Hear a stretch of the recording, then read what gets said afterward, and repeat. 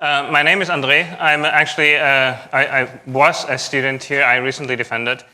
And I'm going to talk about a data pipeline for climate modeling. This is something that came out of my PhD work. And I've done most of my simulations using this sort of system. And so first I'll introduce a little bit what climate modeling and what in particular regional climate modeling is, because the data pipeline is for regional climate modeling. Then there's the package that I've developed for that is WRF tools. And then I'll talk a bit about the some implementation. I wouldn't say details, but some points about the implementation. So first, climate modeling. You've all heard of climate models, I'm assuming. They're the main tool that is used in the IPCC to project the effect of greenhouse gases on the climate. And they are essentially physical models of the climate. They represent the climate in terms of fluid dynamics and thermodynamics on a computational grid, as shown here. For global models, the grid is usually of a resolution of about 100 kilometers. And if you want to have more localized information, for example, if you're a policy planner in a city or in a province, 100 kilometers is not really high enough resolution. Because, for example, mountain ranges or lakes are usually not on that. So they're basically omitted in most global models. And for that reason, we use regional climate models that have much higher resolution. At the moment, about 10-kilometer resolution. And that sort of works like this diagram is supposed to show. You have the data from the global model, and then you have a smaller, much smaller domain for the regional model, which runs at much higher resolution. But you have the boundary problem, so you need to interpolate boundary conditions from the global model to the regional model. But for most climate change impact studies, these regional models are used, for example, for hydrological impacts. And this is just the models that we are using, CESM. This is the Community Earth System model. That's an open source climate model. That's our global model that we're using. And then the regional model is called the Weather Research and Forecasting model. That's a regional weather prediction model, but it can be used for climate. And it is pronounced WRF. And you see in the upper right-hand side the difference in resolution between the global and the regional model. These are the Rocky Mountains. In the global model, they're just like smooth hills, right? And so the regional model is called WRF, like Lieutenant Worf. Yeah? And that's probably not a coincidence.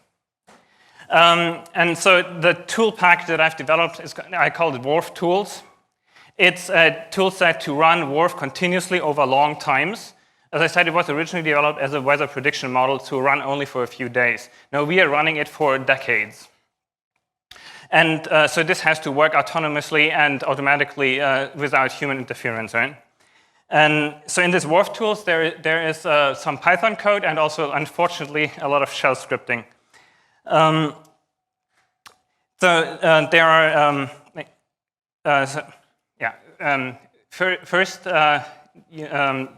to appreciate how this works, the climate model, the global model, runs first asynchronously, and the data is archived, so this is a sort of an offline coupling mode.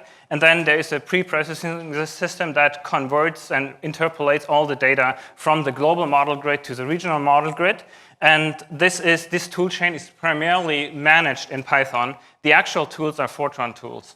And there's some shell scripting involved too. Now, as I said, the regional model is not designed to run for such a long time at once. So we have to split this up in about 200 separate jobs for every experiment. And this has to run continuously and resubmit itself. And this is mostly done in shell scripts, although for some of the more complicated aspects, like determining the dates of the periods, I also use Python. This is the pipeline, how it works. So the global model is somewhat independent. Then from the global model, we grab the data, put it into the pre-processing system, WPS, that generates input files for WRF, and then there's an output that goes into a long-term archive or in post-processing. Then WRF itself submits the next pre-processing phase before it starts. Then it runs, which takes about 2 days, and then it submits the next step for WRF. And so this happens about 200 times until the simulation finishes. So much longer than this. Most of these components in these different steps are actually Fortran legacy tools that have been developed a long time ago. They do reprojection and interpolation and conversions between different dynamic representations. And we don't really want to re-implement this. But to run this in an efficient way, they're not very suitable. Especially, they read their input all from hard disk. And then they write their output to hard disk. Then the next tool comes, reads it in again from hard disk, and writes it to again to the hard disk. So there's a lot of disk access, and there are these 3 stages where we create large temporary files, which is completely unnecessary, and on a high-performance computing environment, extremely inefficient, because they're usually I/O limited. And so for that reason, we run this whole thing on a RAM disk. And that basically solves this problem. I could highly recommend this if you're dealing with similar things. That speeds the process up by about a factor of 10. So the Python script that actually runs these pre-processing tools, I call it PyWPS, so Python Wharf Preprocessing System. Not very inventive. What we mostly use in terms of libraries is multiprocessing for parallelization. So it's a fairly simple, straightforward parallelization, and then subprocess to launch the Fortran modules, or the Fortran code that is used inside. This is most easily done in Python as compared to, so traditionally this would have been done in a shell script, but this would have been a mess. There's some of these steps are fairly complex, and for different data sets, you need to execute them differently. You need to execute different tools. And for that, I'll get back to this. I have a nice dataset class that takes care of this. This is a structure. So first, it grabs the data from the global model archive and then determines which files are needed for the current step. This can be done in parallel, but it's not really necessary.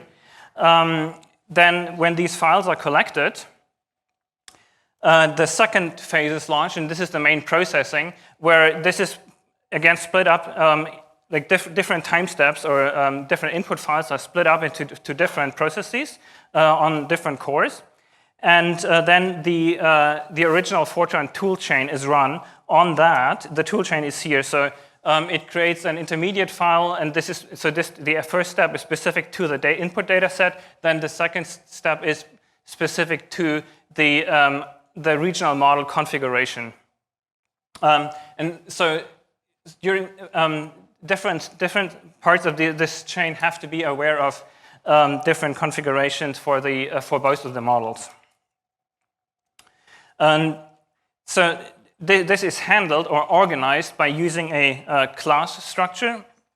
And so we have a dataset class, that's sort of the base class, and every new dataset, for every GCM, we have a child class of that, which implements how it has to be processed. And this way, we can keep the process pretty tidy, and it's easily maintainable. You can easily add new datasets to that, because you don't really have to change any of the main structure of the program. So if you would have implemented that in a shell script, that would have been extremely messy, because you would have to change things at all different locations where you're doing something.